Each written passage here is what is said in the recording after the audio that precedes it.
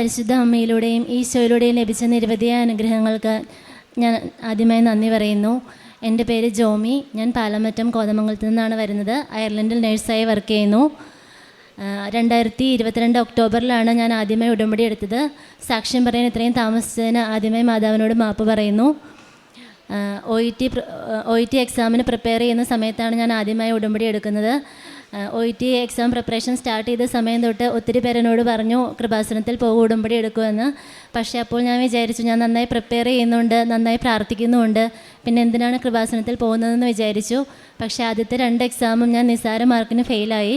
3ാമത്തെ എക്സാമിന് തയ്യാറെടുക്കുന്ന സമയത്ത് ഒരേ ദിവസം തന്നെ 3 പേരെന്നോട് പറഞ്ഞു, നീ കൃപാസനത്തിൽ പോകും, ഉടമ്പടി എടുക്കുമെന്ന്.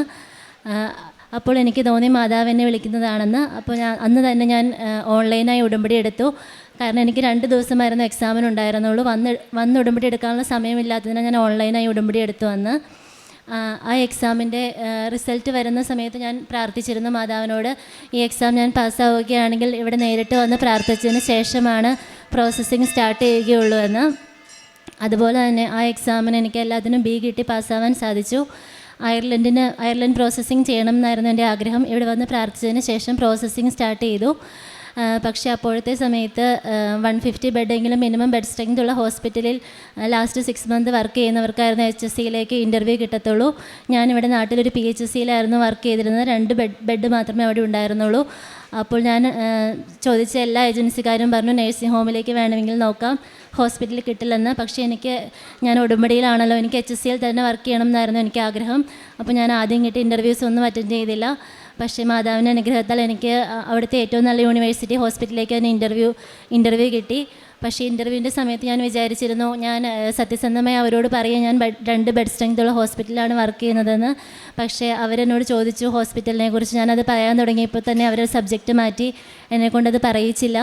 അങ്ങനെ ഏറ്റവും നല്ല ഹോസ്പിറ്റലിൽ തന്നെ എനിക്ക് ജോലി കിട്ടി. പിന്നെ അയർലൻഡ് രജിസ്ട്രേഷൻ്റെ ടെസ്റ്റായ ആപ്റ്റിറ്റ്യൂഡ് ടെസ്റ്റ് വളരെ ഡിഫിക്കൽട്ടായിരുന്നു. മാതാവിനോടുള്ള പ്രാർത്ഥനയും ഉടമ്പടി വസ്തുക്കളുടെ ഉപയോഗവും മൂലം ആ ടെസ്റ്റ് എനിക്ക് ഫസ്റ്റ് അറ്റംപ്റ്റിൽ തന്നെ പാസ്സാവാൻ സാധിച്ചു. പിന്നീട് അടുത്ത കടമ്പ ഫാമിലിയെ കൊണ്ടുവരിക എന്നുള്ളതായിരുന്നു. അവിടെ ഒരു റെൻ്റൽ ഹോം കിട്ടുക എന്നുള്ളത് വളരെ ഡിഫിക്കൽട്ടായിരുന്നു. ആ സമയത്ത് ഞാൻ എൻ്റേതായ രീതിയിൽ ഒരുപാട് ശ്രമിച്ചു, ഒത്തിരി പേരോട് ചോദിച്ചു, പക്ഷെ ഒരു രക്ഷയുണ്ടായിരുന്നില്ല. അപ്പോഴാണ് ഞാൻ ഒരാളുടെ സാക്ഷ്യം കേൾക്കുന്നത്. 33 ദിവസം 33 തവണ പ്രത്യക്ഷീകരണ പ്രാർത്ഥന ചൊല്ലി പ്രാർത്ഥിച്ചതിന് സമയമായി UK റെൻ്റൽ ഹോം കിട്ടിയെന്ന്. അപ്പോൾ ഞാൻ അന്ന് തന്നെ തീരുമാനിച്ചു, ഇന്ന് മുതൽ 33 ദിവസം ഞാൻ ചെല്ലും, എനിക്ക് 33ാമത്തെ ദിവസം കിട്ടണമെന്ന്. 33ാമത്തെ ദിവസം വരുന്നത് ഫെബ്രുവരി 5 ആയിരുന്നു. ഫെബ്രുവരി 1 എന്നെ ഒരു ലാൻഡ് ലോർഡ് വ്യൂവിങ്ങിന് വിളിച്ചു.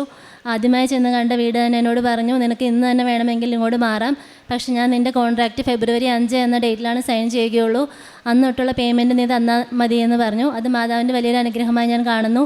ഫെബ്രുവരി 5 എന്ന ഡേറ്റിൽ എൻ്റെ കോൺട്രാക്റ്റ് സൈൻ ചെയ്യുകയും എനിക്ക് 1-ാം തീയതി തന്നെ വീട്ടിലേക്ക് മാറാൻ സാധിച്ചു. പക്ഷേ ഫെബ്രുവരി 5 എന്ന ഡേറ്റിൽ എനിക്ക് കോൺട്രാക്റ്റ് സൈൻ ചെയ്യാൻ സാധിച്ചു.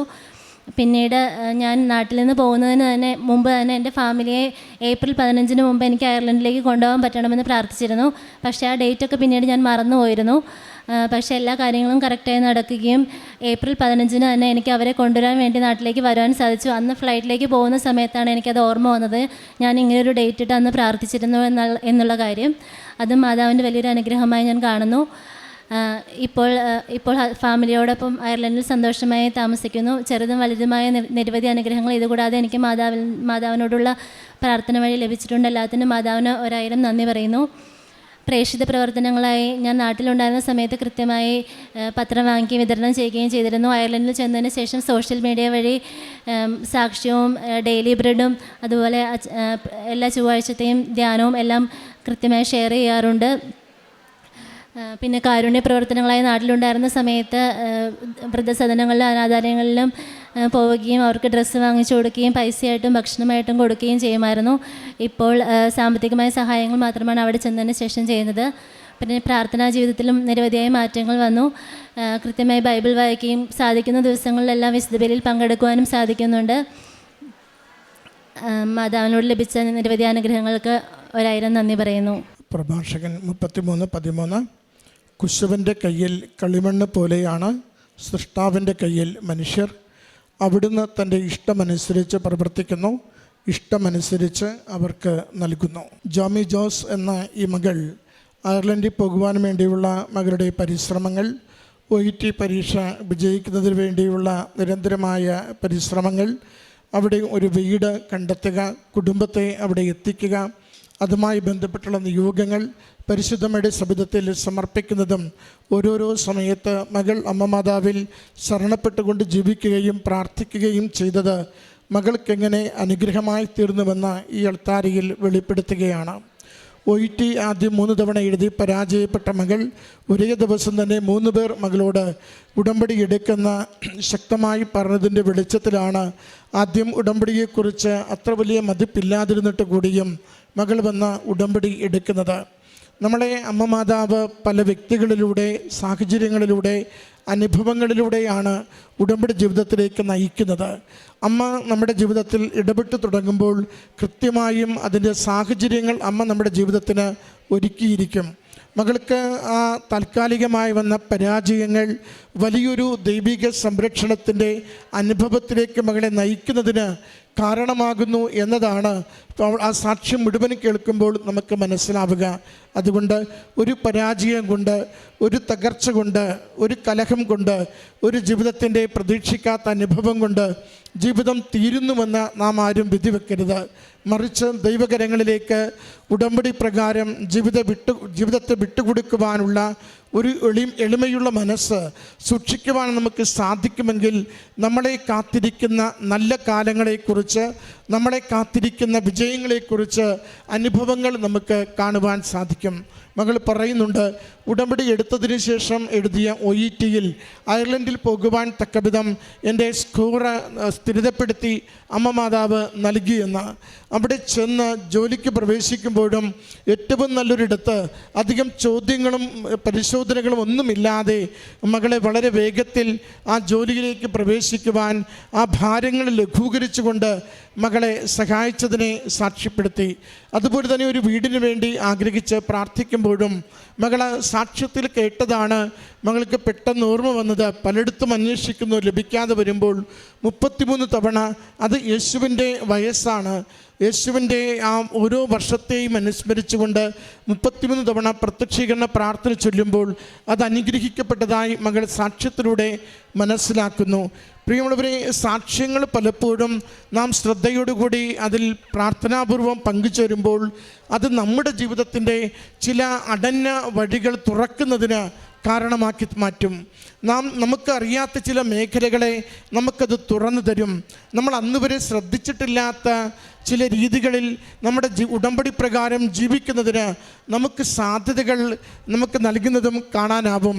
മകൾ ഒരു സാക്ഷ്യത്തിലൂടെയാണ് 33 തവണ ഒരു ദിവസം പ്രത്യക്ഷീകരണ പ്രാർത്ഥന ചൊല്ലാം എന്നൊരു തീരുമാനമെടുക്കുന്നത്. അത് ആ 33 ദിവസം ഇടുകയും ചെയ്തു. ഫെബ്രുവരി 5 എന്നത് നമ്മൾ ദൈവത്തെ മാനിക്കുകയും ആദരിക്കുകയും ചെയ്യുമ്പോൾ ദൈവം നമ്മുടെ ജീവിത വിഷയത്തെ ഏറ്റെടുത്ത് അനുഗ്രഹിക്കും. ഉടമ്പടിയിൽ എപ്പോഴും നമ്മളത് കാണുന്നുണ്ട്. ദൈവത്തെ മാനിക്കുവാൻ തയ്യാറാണോ, ദൈവം അനുഗ്രഹിക്കുവാൻ സന്നദ്ധനാണ്. അത് മകൾ പറയുന്നുണ്ട്, ഫെബ്രുവരി 5-നുള്ളിൽ ഇത് ലഭിക്കണമെന്ന് ഞാൻ അത് ആഗ്രഹിച്ച് അമ്മ മാതാവിൻ്റെ സംരക്ഷണം തേടി പ്രാർത്ഥിച്ചു. 1-ാം തീയതി എനിക്ക് വീട് കിട്ടിയെങ്കിലും 5-ാം തീയതി കരാർ എഴുതി 5-ാം തീയതി മുതൽ വാടക കൊടുക്കുന്ന രീതിയിൽ കരാർ എഴുതപ്പെട്ടുവെന്ന് നമുക്ക് വേണ്ടി കൂടെ നിന്ന് പദ്ധതി ഒരുക്കി ജീവിതത്തിൻ്റെ നന്മകൾ നൽകുവാൻ ദൈവം സദാ സന്നദ്ധനാണ്.